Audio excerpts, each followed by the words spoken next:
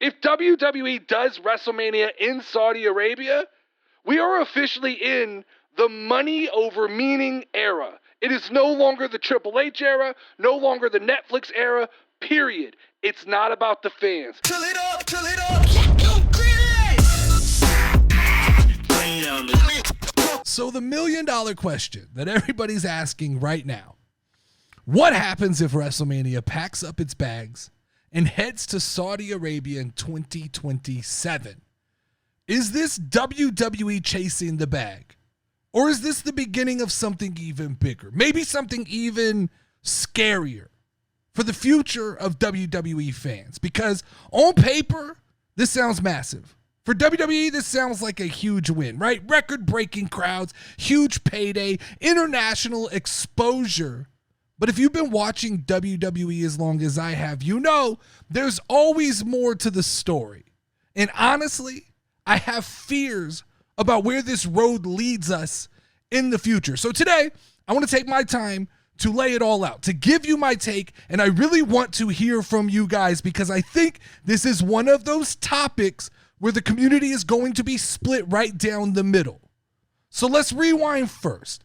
WWE's relationship with Saudi Arabia started around 2018, right? When they signed a 10-year partnership that guaranteed like one or two big shows in Saudi Arabia every single year. That's why we've had events like Crown Jewel, Super Showdown, Greatest Royal Rumble, you name it. It's almost been at Saudi Arabia at this point.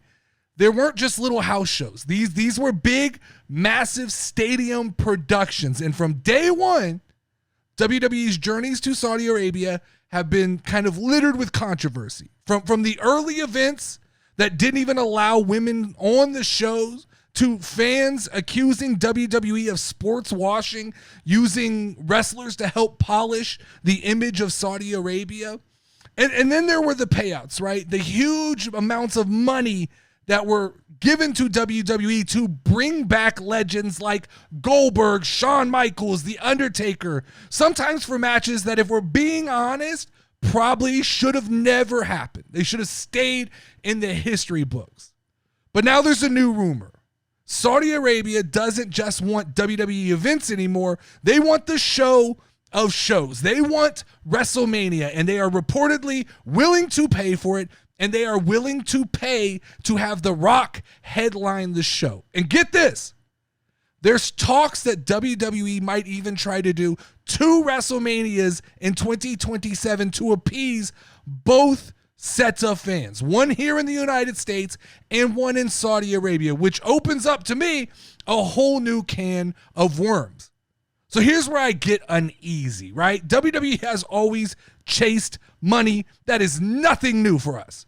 Vince McMahon built an entire empire on turning wrestling into a global product. But it's felt like, at least to me, until now, those financial decisions never really came directly at the expense of what WrestleMania means.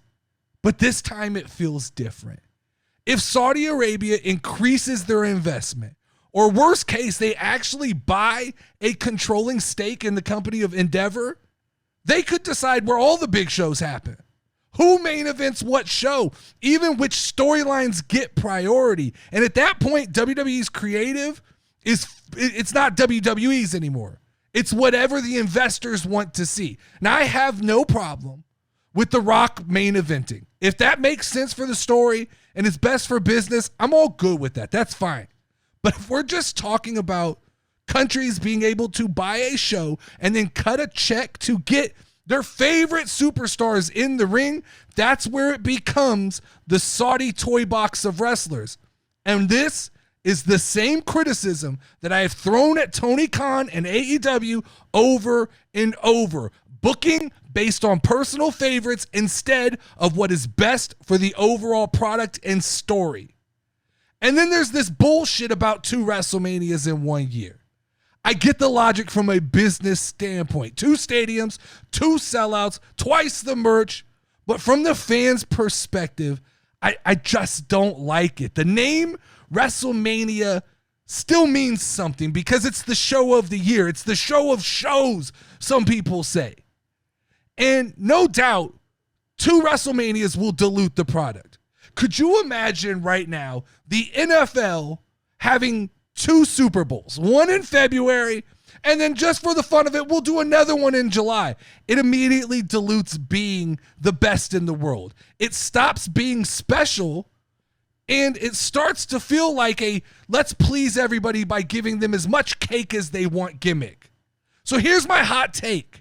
If WWE does WrestleMania in Saudi Arabia, we are officially in the money over meaning era. It is no longer the Triple H era, no longer the Netflix era, period. It's not about the fans. It's not about the people in Philly, New York, Las Vegas.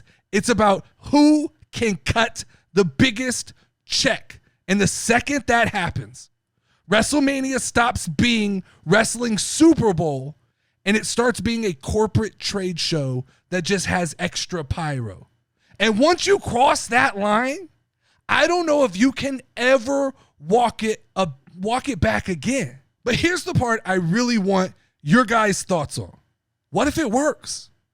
What if they sell out? What if it's a spectacle and it makes WWE more money than they've ever made before? Does that make it worth it? Or is there still a line that we as fans just don't want them to cross, no matter how good the numbers look? And also, if Saudi can buy WrestleMania, what stops them from buying SummerSlam? Or the next Royal Rumble after this one? Or the next Survivor Series? What stops them from making the Big Four just yearly Saudi Arabian traditions? And imagine if this becomes the model, right? Then other countries are going to get involved. WrestleMania 2028 in London, 2029 in Tokyo. And that's exciting. I got no issue with it. It's just always felt like WrestleMania was a bit of an American tradition for professional wrestling.